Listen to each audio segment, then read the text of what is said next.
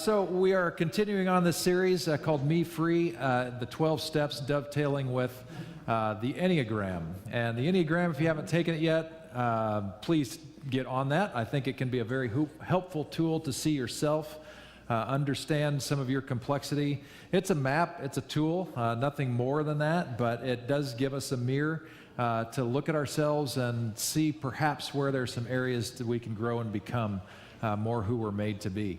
I have this misprinted just a little bit. This is actually step 6, not step 5. And that step 6 is we were entirely ready to have God remove all of these defects of character. And as step 6, I don't know if you've seen a pattern yet, but you have the first 3 steps of the 12 steps. The first one is we recognize that we have a problem. The second one is we believe that there was a God big enough to restore us to sanity. And the third step is the calling out to that God, or letting ourselves go to that God. And then we do a fearless, searching moral inventory. And then last week we talked about step 5, which is sharing that with God, ourselves, and another human being. And then we get to this other one that gets back to God and our will to give it over to God to work on these defects of character. And so I hope that you're also realizing these things aren't just about alcohol, but in a much deeper way, they're dealing with the struggles of life, where we need to be healed the most. And there's a little dance that shows up with all this stuff about what is our work in this thing. So we're looking for God to do this thing, to heal us, to restore us, to wipe out these character defects. And yet we have something in the process that we are called to do as well. In Paul's letter to the Philippian church, we see this. This is the Message translation. You get a portion of this verse in your flyer today under the teaching part on the chicken or the egg stuff. But this is what Paul is telling his church in this city. What I'm getting at, my friends, is that you should simply keep on doing what you've done from the beginning. When I was living among you, you lived in responsive obedience.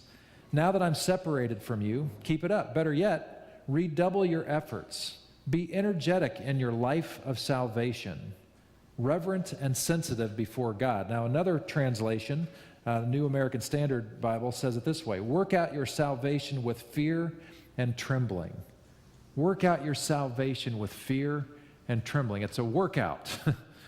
And I think sometimes we miss that point. There's something on our end that is absolutely critical to us experiencing what God has for our lives. So, in the Message version, again, be energetic in your life of salvation, reverent and sensitive before God. That energy is God's energy, an energy deep within you. God himself willing and working at what will give him the most pleasure. Now, if you're a good American, a good rugged individualist, then you might wonder, why would I want to do anything for God's good pleasure when I'm really all about my own good pleasure? And the actual beauty of this is when you go after God's good pleasure, you're actually getting a greater personal pleasure out of it, because God's dreams for you are bigger than your dreams for you. God's wishes for you are bigger than your wishes for you. So when we go after what God has for our lives, we're going after a bigger dream for ourselves also.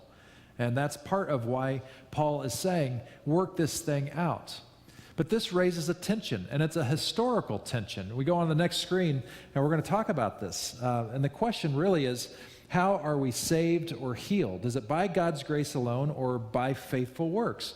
And you may not know this, but we are coming up on the 501st anniversary of something that happened, legend goes, October 31st, Halloween night, in 517 A.D., and that thing was a man named Martin Luther, who'd been raised as a priest in the Catholic Church, went to the church door at Wittenberg Castle and famously nailed up a presentation of 95 theses or protests against the church on that door. And the way the legend has it is that was the birth of what's called Protestantism, because there were protests that were nailed on the door. And at the heart of this whole thing was a challenge that Martin Luther was making against the church at that time, the Catholic Church at that time, which was the only church at that time. And that was this question of, how do we win God's grace? How do we find ourselves in ownership of God's grace? Is it something that we do to earn it, which was a kind of a misteaching or an oversimplification of the Catholic Church at that time, and had some of its ugly expressions like indulgences and these kinds of things. But it also had to do with things like, well, you need to do thus and so, and then God will be on your side. And the way that Martin Luther read the Bible was that grace was a free gift, that we had to do nothing at all to experience God's love in our lives. And that was one of the core issues that began to separate these two out. Now, Richard Rohr, whose book, Breathing Underwater, we've been following all this time, he had other words to say about this and said, we're really seeing extremes on both sides that really need to come together and respect each other. So in this quote that you see here, he gives an example of a work that we need to do. So the waiting, the preparing of the mind for chance, the softening of the heart, the deepening of expectation and desire, the readiness to really let go, the recognition that I really do not want to let go, and the actual willingness to change is the work of weeks, months, and years of fear and trembling. In other words, what Rohr is saying here is, if you want this grace of God thing, well, it's there for you. It's free, it's full, but it still requires something of you to experience it. And that word experience is really key. It's there for us. It's not going to go away.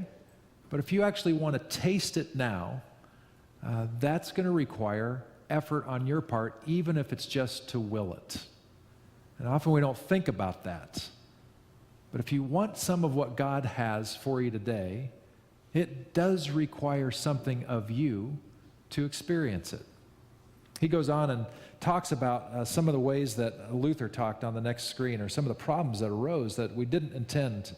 The only problem is that Luther's grace alone devolved into our modern private and personal decision for Jesus Christ as my Lord and Savior vocabulary, without any real transformation of consciousness or social critique on the part of too many Christians.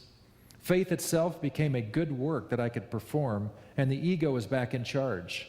Such a mechanical notion of salvation frequently led to all the right religious words without much indication of self-critical or culturally critical behavior. Usually, there was little removal of most defects of character, and many Christians have remained thoroughly materialistic, warlike, selfish, racist, sexist, and greedy for power and money, while relying on amazing grace to snatch them into heaven at the end. And it probably will, says Rohr, which is the beauty of it, right? But they surely did not bring much heaven onto this earth to help the rest of us, nor did they speed up their own salvation into the present. Many born-agains have made Christianity laughable to much of the world. So in his chapter, Rohr takes a shot at both sides. He says, the Catholic Church got this thing wrong, but so has the Protestant church, and emphasizing too much the other way.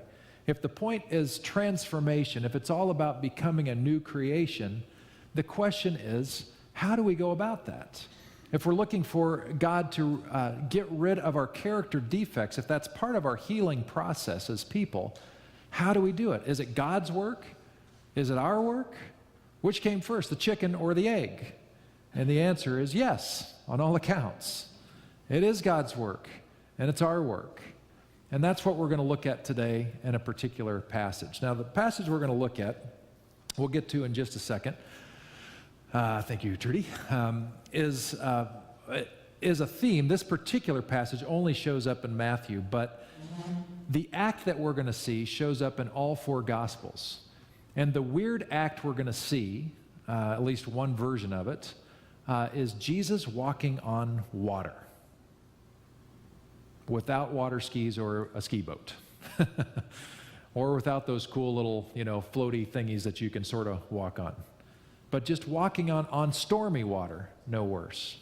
And so I have an exercise for you that's going to be very, very difficult for you. I want you to park somewhere out of your consciousness, on the table, on the floor, whatever, I want you to park your Western, modern arrogance on the table. And here's what I mean. We are so scientifically formed, we're so scientifically biased that it is near impossible for us to hear a story where somebody's walking on water without us completely objecting and saying, oh, I can't listen to any of this stuff. That's hogwash because people don't walk on water. And if you do that, well, you're going to miss the whole point of everything. So I've got a news flash for you. If you go into some of the careful research on this particular text we're going to look at today, scholars agree that on this particular occasion, every single cell phone in the boat had run out of battery.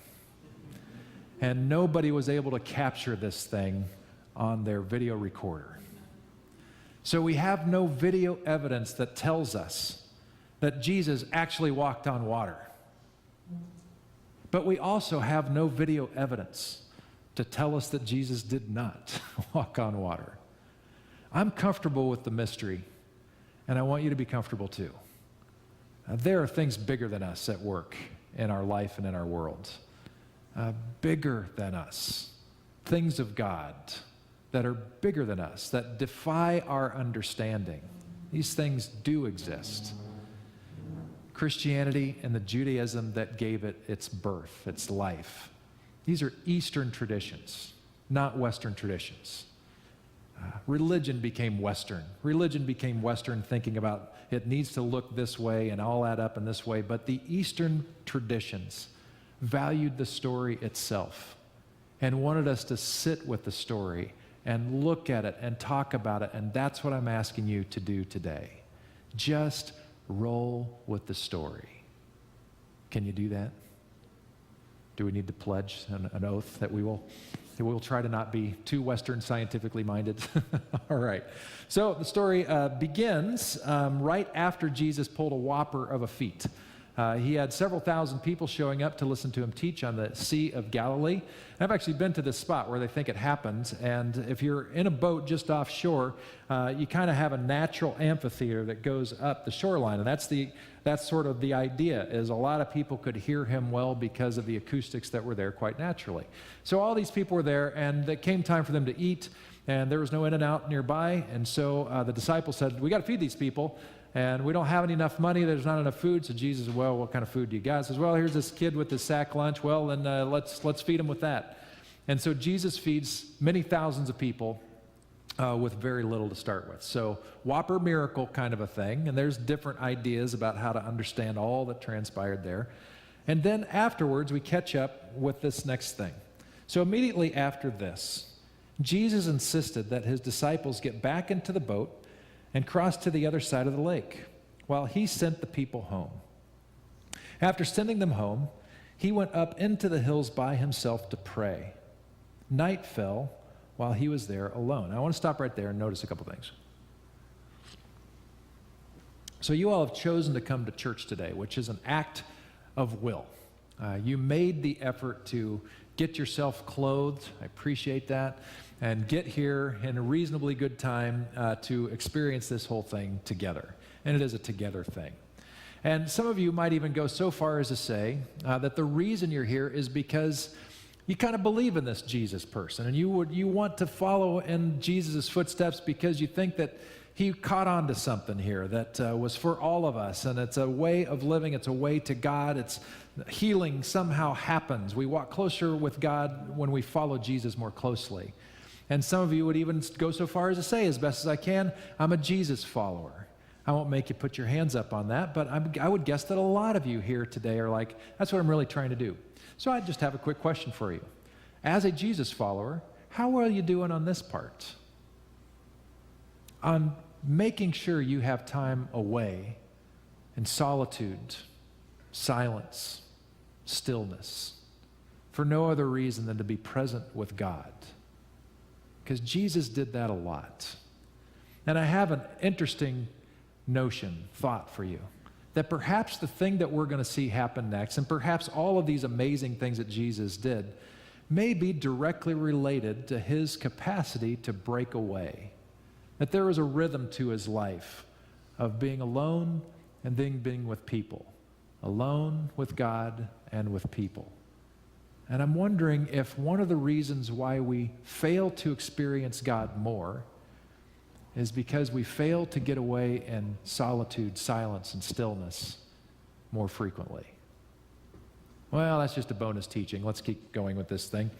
So meanwhile, the disciples were in trouble far away from land, for a strong wind had risen, and they were fighting heavy waves. About 3 o'clock in the morning, Jesus came toward them, walking on the water. Now, the Sea of Galilee is actually a large lake. It's a freshwater lake, not too dissimilar from Tahoe, except for the big mountains and stuff. But about size-wise, it's similar. Now, I grew up in the summers on a bay of Lake Michigan. And as a protected bay, it was about 3-4 miles across. Very, very long, this particular bay. It was a smaller part of a larger bay. And if you got out there when the wind was up, you would get swells. I was out there in a catamaran once doing stupid things. And there were 5 to 6 foot swells out in the middle of this bay. So imagine yourself, you're not in a Hobie Cat, but you are in an old fishing boat with 12 guys. And you're all rowing along. This thing is not made to weather this kind of a storm. And now you're in this kind of an environment. This is dangerous stuff. The shore that I grew up on in the summers, yachts would be taken out by some storms that came along. Imagine a small fishing boat. So that's what you've got. These guys are freaking out, and right there at 3 o'clock in the morning, can't be very light out. They're panicky. Here comes Jesus toward them, walking on the water. When the disciples saw him walking on the water, they were terrified. In their fear, they cried out, "It's a ghost." Now, how come they didn't just assume that this was Jesus walking on the water? Well, it's because they hadn't been to Sunday school to learn the story yet. That's why. But the reality is what else would you do? You're in the middle of the lake. You're doing the best you can to keep up, and now you see this weird figure, on the water. Why in the world would you think it's anything other than a ghost? So you're freaking out all the way out, and you should be, because this is really, really weird. And oftentimes, experiences of God are like this. But Jesus spoke to them at once. "Don't be afraid," he said. "Take courage. I am here." Now, this should be reminiscent of a lot of stories in the Bible, because just about, if not every time, an angel of God shows up to talk to somebody in the Bible, Old Testament or New Testament, you know what the first thing is they say? Fear not. Why are they saying fear not? Because the person they're talking to is scared to death. That's why. Because when you experience things that are of God, that are beyond you, that don't work with our bias toward intellectualism, they freak you out.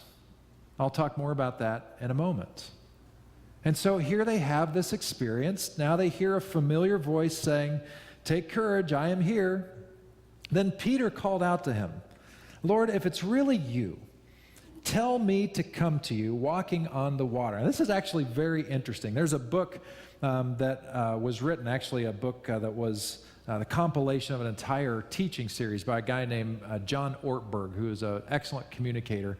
And he actually wrote a book on this story that we'll look at. And one of the things I want to notice that he said that is really insightful is that Peter, even though he's about to put his foot in his mouth here, he at least had the wherewithal to question, to discern who it was that they were addressing. So if it's really you, Jesus, if it's really the one that I think you are, then tell me to do this and I'll do it. Now, that's important because, my work as a pastor, sometimes I hear people say strange things about what they sensed God calling them to do. And I think what we see here with Peter is a moment of discernment to see, is this thing of God? Is this really Jesus or not? So put that into your brain for just a little bit to remember that. He's asking the good question, is this you or not? But then we find out that Jesus says, yes, come. And immediately Peter's like, why did I open my mouth? Why did I even suggest this? But we know that's true of Peter. He puts his foot in his mouth all the time. And he did this many times in his life, and he's just done it again here. So he says, Lord, if it's really you, tell me to come to you walking on the water. Now remember what kind of water you're talking about here. The boat's going like this. They're getting rocked around, and now he's asking to come out on those massive waves that are causing the boat to topsy and turvy and all that stuff. Jesus says, yes, come.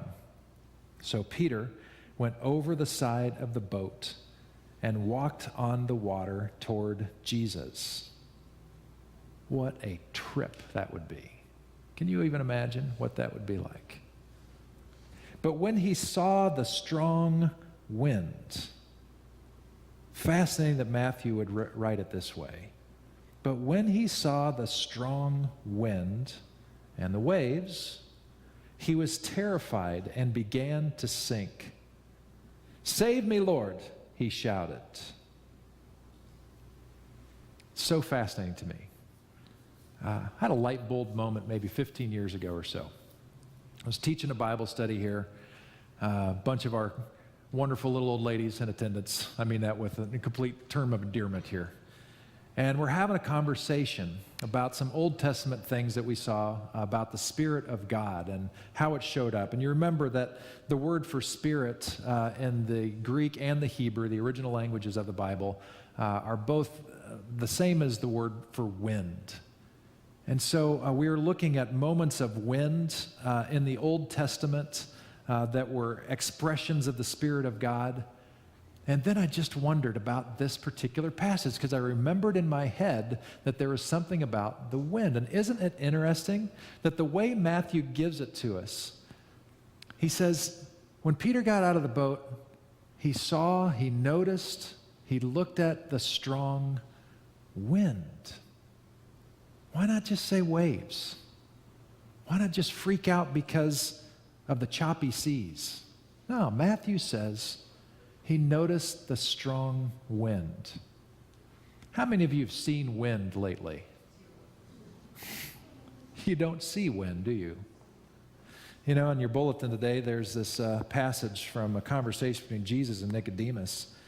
And it talks about this wind. He's having a conversation with this guy who knows stuff, and Jesus says to him, unless a person submits to this original creation, the wind hovering over the water creation, the invisible moving the visible, a baptism into a new life, it's not possible to enter God's kingdom. In other words, he's not talking about heaven. He's saying, for you to experience the presence of God now, it requires something of you now, here. You know well enough how the wind blows this way and that. You hear it rustling through the trees, but you have no idea where it comes from or where it's headed next. That's the way it is with everyone born from above by the wind of God, the Spirit of God.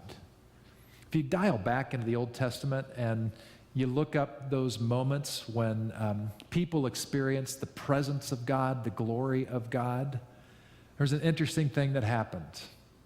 They freaked out because they realized that they were touching something that was beyond this world and beyond this life, and they naturally freaked out. Is it possible that the reason Peter freaked out was not because he failed swimming classes as a boy, but because he touched God? And the presence of God was more powerful than he could have imagined. Is it possible that the reason why Jesus was able to walk on the water wasn't because he had big feet, but because the Spirit of God was sustaining him over the water? In the very first chapter of the Bible, we see that the Spirit of God hovered over the water. Is it possible? Just play with me. This is good midrash exercise. We're being good rabbis here. But is it possible that the reason why Jesus was able to pull this off was because he was totally sustained by the very Spirit and presence of God? And when Peter stepped out in the boat, it was the very same presence of God that was enabling him to do the same. And when he realized he was completely supported by this thing which he wasn't even sure existed, he freaked out. And as he freaked out, he began to sink. Now you might say, oh, come on, man. If you experienced the presence of God, you'd just be all excited about it. It was the summer before my sophomore year in high school. I think I put a date to it one time, July 23rd, 1985. Yeah, I'm that old. And I prayed a prayer to God that night. I had seen a different kind of a relationship with God and a friend of mine. And I got to know her really well. She was a neighbor, a couple years, 3 years older than me. She ended up becoming my sister-in-law, interestingly enough. My brother married the girl next door. But Brenda and I would have these great conversations on the beach. We were the only two youngsters around. And I'd work all day at a cherry plant factory thing, and she'd do whatever she was doing. But at night, we'd hang out and have a campfire on the beach, and it was totally platonic, which was really good since she became my sister-in-law. But I noticed something about her faith, that it was dynamic. And my faith up to that point was real. I meant it. I was baptized when I was in 4th grade. I believed it. I believed the tenets of the faith. I grew up in the church. But there was just something different about what I saw and her talking about her faith. It was more real. It's like, I don't know, when she would talk about her faith, it was like she was talking about a relationship with a real living person. And mine was more like a construct, an ethic, a way to live my life. It was meaningful, but didn't quite have the flesh and heartbeat and all that stuff with it. So I didn't let her know that I was real curious about this faith thing that she was experiencing, but I asked a lot of questions. We talked lots about faith. And so this particular night, July 23rd, 1985, to be precise, I just prayed a simple prayer. It was a prayer of will. And in my prayer, it was as simple as this. God, I see something in Brenda that apparently is very real. And I want that too. So take all of me and do what you want. And I want to tell you, at that very moment, it was totally sincere. At that very moment, I experienced the presence of God in a very powerful way. And when it happened, I freaked out. Because you should. Because the presence of God defies our experience of this life. It is different. It is necessarily otherworldly because it's bigger than what our brains can handle here on this plane. I understand why Peter got distracted, because the presence of God is distracting. Now, Peter would get more and more familiar with this presence of God and be able to walk in it in different ways, and that helped him along the way. And yet he struggled with it too, because he's human. But human nature is that when we come up and brush up against God, who is bigger than us, his ways are higher than our ways. God's thoughts are bigger than our ways. They're different. When we brush up against that, our normal human tendency is to be in it for a second, but we can only take so much, and then we freak out a little bit. When Moses was with God up on the mountaintop, getting all these commandments that he was going to share with the people, he came down, and if you look at what the story is, he came down glowing. And it freaked the people out. And they asked him to wear something because the glory of God was emanating around him in some peculiar, mysterious way. And it freaked people out. I think Peter was experiencing the presence of God. This sustaining wind wasn't just wind, it was the very Spirit of God that was enabling him and Jesus to do this. And it freaked him out because it's freaky. And then he began to sink. "Save me, Lord," he shouted. And Jesus immediately reached out and grabbed him. Now, here I want you to understand what I think the tone is.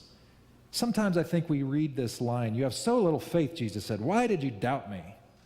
And I think we have a grumpy Jesus at this point. And kind of like a dad scolding his son for, waxing the car wrong or something, or I don't know what it is. I don't think that's it at all. Picture this. Picture a dad with his little kid, maybe 4 or 5 years old, just getting comfortable swimming. And your kid has been in the shallow section for so long where his toes can touch the bottom. And he feels pretty secure in that. And then you say to him, "Hey, trust me, but we're going to go over here a little deeper, and I want you to just jump to me off the edge of the pool." And so you're there, Dad is there in the pool, ready to catch his kid, and the kid jumps in, immediately realizes he can't touch the bottom. And if you've ever seen this happen, the kid immediately is like, like this. I want you to picture that kind of a scene, where Jesus isn't scolding him. He's like, "Oh man, you're all right. Why'd you doubt me? We got this. I got you. It's okay." Because I think that is the tone that Jesus would have in this scenario. And I think it's the tone Jesus still has in this scenario. It's one of support, one of almost with a laugh in his voice as he says this, not in a making fun of him, but just a joy that he even took the shot. And hey, you jumped, you went for it. Well, why'd you have so little faith? Why'd you doubt me? I'm right here. And when they climbed back into the boat, the wind stopped. Then the disciples worshiped him. "You really are the Son of God," they exclaimed. Now, growing up, a lot of attention was put on Peter for blowing this moment, this water walking experience. What a fool. He took his eyes off Jesus. And lots has been put on that, like, "Oh, Peter, we're sure learning our lesson from you because you took your eyes off Jesus." There's even a wonderful song, about that. But I think we don't really give Peter his due, because out of all the disciples, only one of them walked on water, and it was Peter. Only one of them experienced this kind of a thing, and it was Peter. And John Ortberg named his book after this phrase, which is so good. And the point of this story for him is, if you want to walk on water, you got to get out of the boat. If you want to walk on water, you've got to get out of the boat. Just to make sure you heard me. If you want to walk on water, you've got to get out of the boat. It's chicken and egg together, the possibilities surrounding us. But will we choose to do our part to experience what God has for us? If you want to walk on water, you've got to get out of the boat. It's both and. It is God's grace is big enough, and yet at the same time, for us to experience and walk in that requires an act of will on our part to be present to that thing. And it is terrifying to make that step. If you can just imagine what it had to have been like if we just roll with the story to get out of the boat. If you can just learn from Peter's experience that once he was out there animated by the very presence of God, that also was disturbing. It was the next learning thing. Learning step one is, if I dare Jesus, he's going to take me up on that. He may actually say yes, so be careful with that. And now I'm going to step out on the boat, so I'm going to trust on that. Now I'm freaking out because I realize that something happens here that I could not have anticipated. And all of this because he chose to take the step out of the boat. I don't know what the step is for you. Sometimes I think the step is very practical and ways that we don't even think of, ways that are countercultural and counterintuitive. So I want to tell you 3 stories today, real true stories from about 7 years ago. And it has to do with the next slide. The stories I want to tell you have to do with a tsunami that happened off the coast of Japan. Do you remember that? 9.0 earthquake set off a tsunami that flooded 200 square miles. Unbelievable. That yacht is on top of a 2-story house because of that tsunami. Tens of thousands of people were killed. Entire communities were completely wiped out. Thought about this when the tsunami hit Indonesia just in the last week or so. But there's some stories you need to hear about this because they're get-out-of-the-boat kinds of stories. They're going against our intuition and our cultural sensitivities. Now, you have to understand that Japan has a different cultural lens than the United States. There are a number of things, traditions that they hold dear that we don't quite have the same thing in the United States. There is a reverence for elders that is present in Japan that we don't have here in the United States to the same degree. There is a preference for culture and tradition that exists in Japan that we don't have to the same degree in the United States. And so the first story has to do with 4 instructions that a principal gave his elementary school students. The earthquake happened, he gets the word a tsunami is on the way, and he gets on the loudspeaker to give 4 instructions to all of his students. Elementary school, right? The first 3 were easy enough, and they could easily understand them and readily embrace them. The first one was, run as fast as you can. The second one was, run as far away as you can. And the third one was, run to as high a place as you can. Those all make sense, don't they? Run fast, run far, run high, right? But the fourth one was the one that was going to be the real test. That fourth instruction was, do not delay, do not search for your family first. It's telling the kids, don't go home. You go to the hills now. Do you think that was an easy order for them to take? They did it. And because the children went against their culture to honor family, to go after family, and everything innately in you to go look for your family first, go find mom and dad and brother and sister, grandma and grandpa before you go and you all go together. Because they did not do that, only 1 child from that entire school died in the tsunami. Now, there was another school where the principal went on the loudspeaker and said, we have a tsunami coming and we got to get to higher ground. So everybody go up to the rooftop on the 3rd floor and we'll probably be all right. And every single student perished. It made sense to go to the 3rd floor. But it wasn't the right answer. This other principal knew that the only way these students were going to make it was if they went against their intuition to go after their family first. The next one has to do with fishermen in the town. So there were some young men who had their fishing boats. It was a fishing village.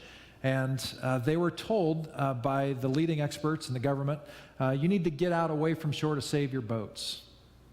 And they told them just to get out far enough, out of the harbor and stuff so your boats don't get wiped out. So they heard that instruction, but they remembered the instruction from some of their town elders that were passed down generation to generation to generation. And the instruction from that heritage was, when the wave comes, get out to 150 meters, or however they would say 150 meters. So you're not just getting outside the harbor, you are getting out to depth. That's like somewhere around 600 feet of depth. It's going to take you serious effort to get that far out, far more than to just get out of the harbor. But these young men, these fishermen, decided to believe in the tradition and their heritage about what to do when the wave comes over the conventional wisdom that they were told. And so they went out to 150 meters depth. And the tsunami came, and their boats survived, and they watched all the boats that didn't go out with them get wiped out along with their village. Night fell, and they looked for their town, and all they saw was darkness, not one light on the seashore.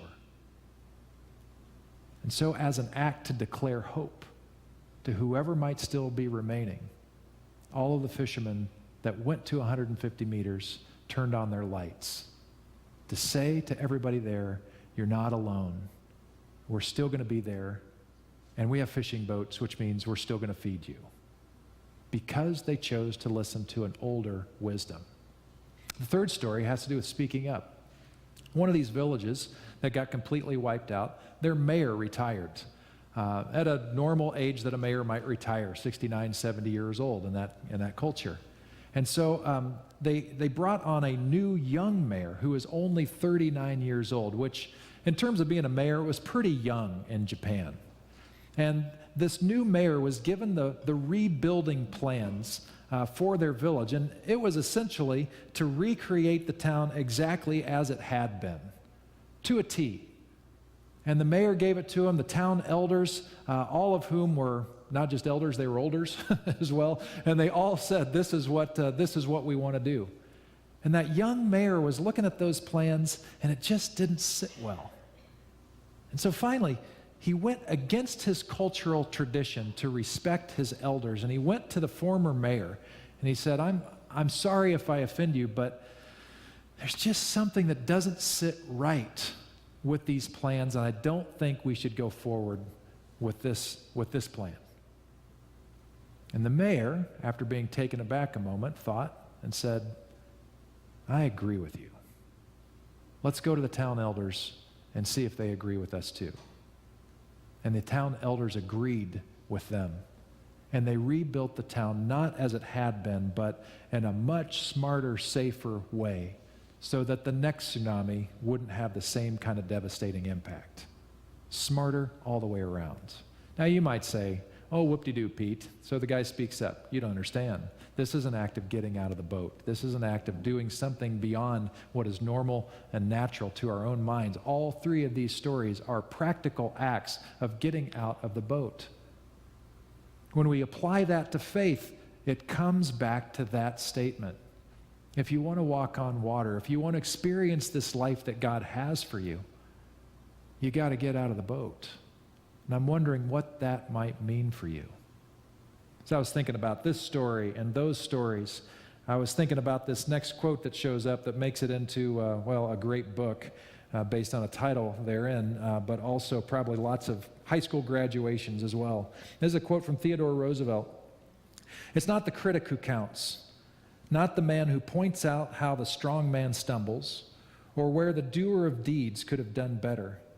The credit belongs to the man who is actually in the arena, who, at best, knows in the end the triumph of great achievement, and who, at the worst, if he fails, at least fails while daring greatly, so that his place will never be with those cold, timid souls who know neither victory or defeat. Jesus said that if you want to experience the life that he offers, his kind of life, you're not going to find it on the superhighway where you see most people, but it is going to be found on a cow path, following in his footsteps, that few people find because it's different, because it requires you to get out of the boat when your mind tells you this is really stupid, this doesn't make sense. But it's that narrow way that leads to life, that leads to a life where God breaks in, where our life finds meaning and hope and depth and purpose that it simply cannot apart from it. The next slide, in case you didn't catch the comment and need to see it, if you want to walk on water, you have to get out of the boat. If you want to walk on water, you have to get out of the boat. What does that mean to you today? For some of you, it may be directly related to this step 6 of willing that God would remove these character defects.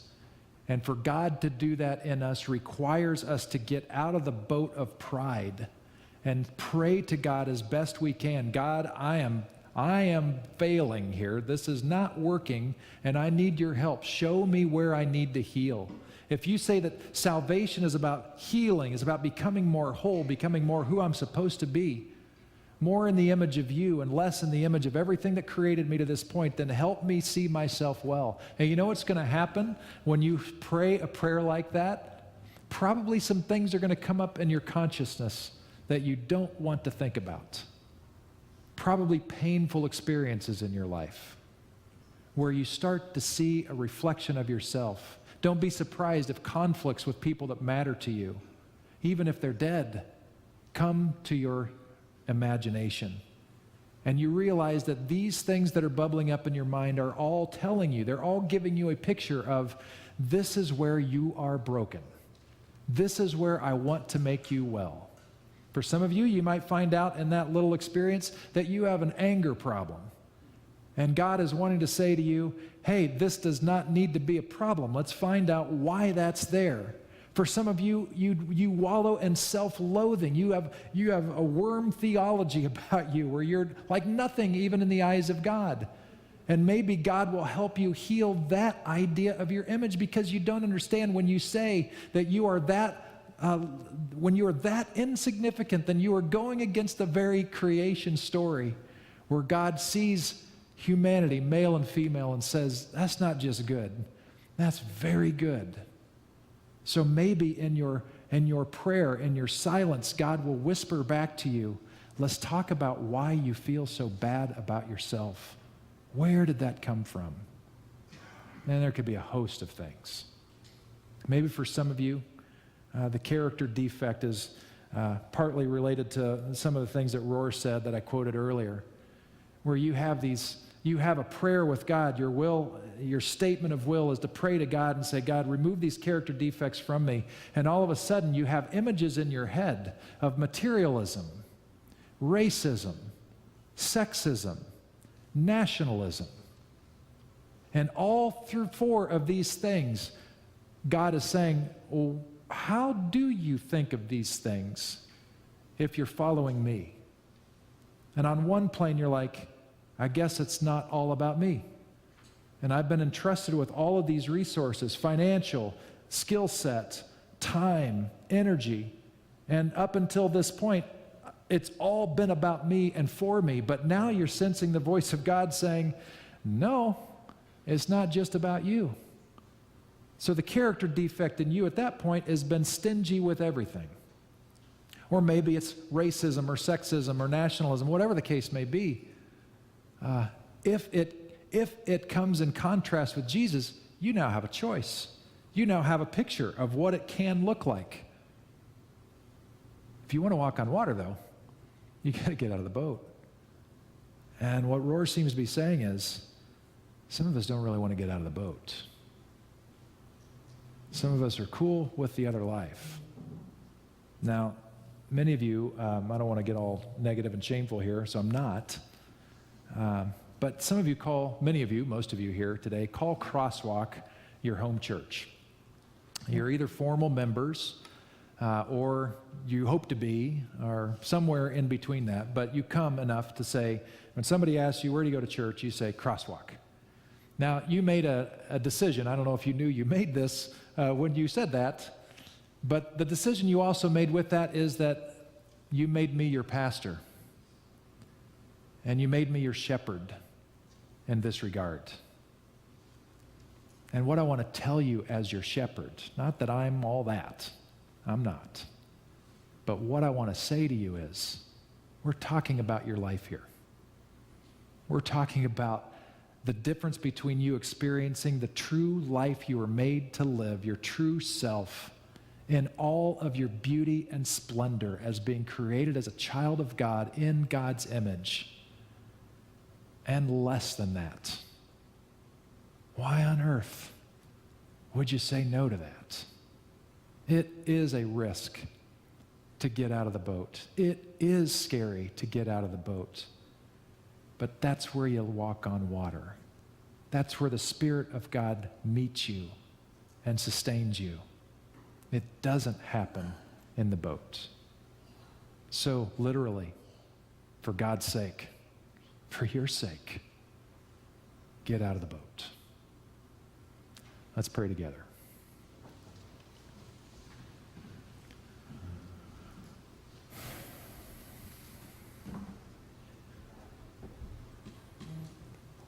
Unfortunately, God, we know this story before we read it, many of us. And so we knew that Peter was going to sink, and in a weird way, that makes us reluctant to step out of the boat. But that's really not the point.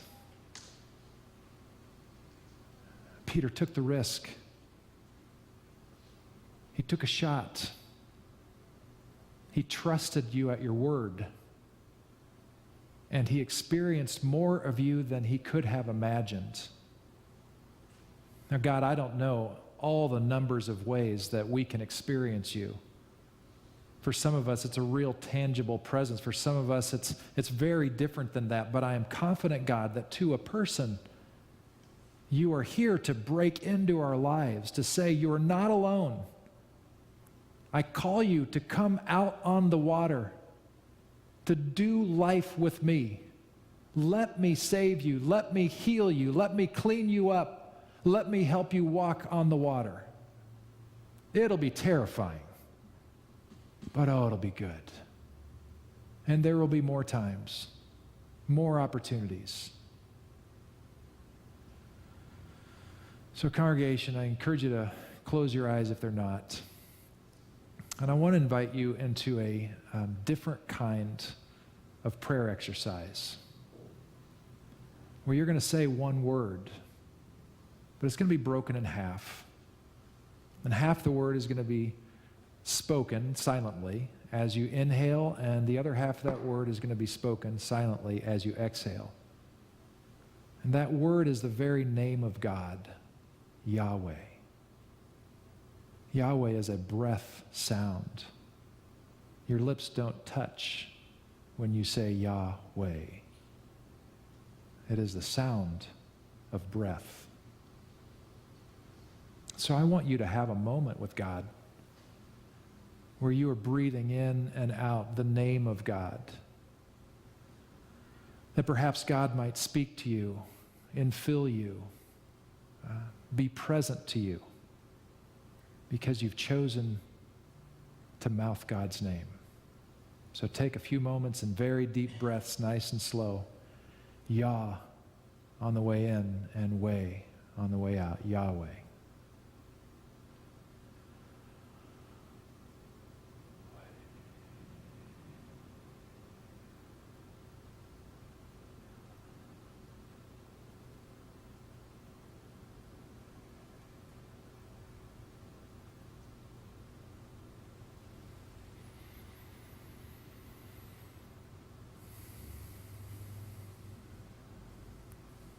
And as you keep breathing, invite God, if you dare, to speak to you. What does it mean to get out of the boat?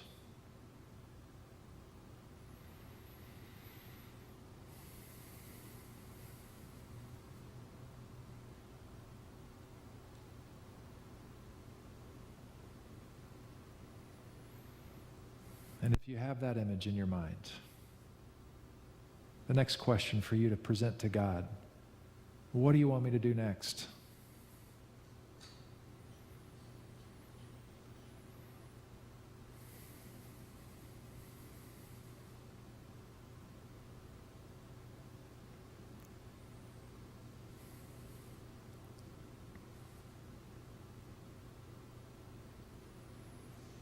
So God, help us in our faith.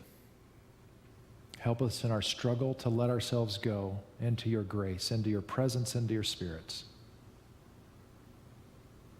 Give us courage because we need it to step out of the boat, what that means for us, and to take the step, what that means for us. Help us to walk and see that we might encounter you and we might be changed. I ask this in Jesus' name. Amen.